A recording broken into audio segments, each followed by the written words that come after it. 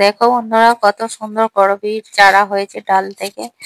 আর সকলে বলে বর্ষাকাল ছাড়া চারা হয় না, এই গরমেও কত সুন্দর চারা করা যায়। মাত্র 15 দিনে এত সুন্দর চারা হয়ে গেছে। তার জন্য নিতে হবে এরকম একটা শোলা আর এরকম একটা ছোট্ট টব। টবে খানিকটা জল দিয়ে এরকম শোলাটাকে মাঝ বরাবর রেখে একটা ছিদ্র করে দিতে হবে, আর তাতে ডালটা এইভাবে বসিয়ে দিতে হবে। বসিয়ে দিয়ে রেখে দিতে হবে 15 দিন। মাঝে মাঝে দুদিন একদিন ছাড়াই জলটা পাল্টে দিতে হবে। তাতেই এত সুন্দর চারা তৈরি হয়ে যাবে। আর এই চারাটাকে চারা তৈরি হয়ে গেলে ডালটাকে আস্তে আস্তে খুলে নিতে হবে।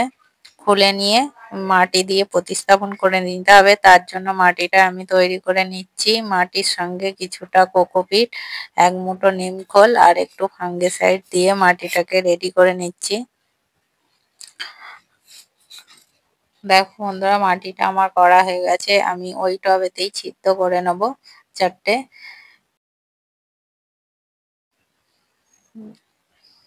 দেখো বন্ধুরা, আমার ছিদ্র করা হয়ে গেছে। আর তাতে ঝোলটা ভালো করার জন্য দিয়ে দেবো নিচে কিছু খোয়া, আর তারপর বালি, আর তারপর দিয়ে দেবো মাটিটা। মাটিটা দিয়ে সাবধানে ডালটা আস্তে আস্তে বসিয়ে দিতে হবে, যাতে সরু সরু এই যে শিকড়গুলো হয়েছে ছিঁড়ে না যায়।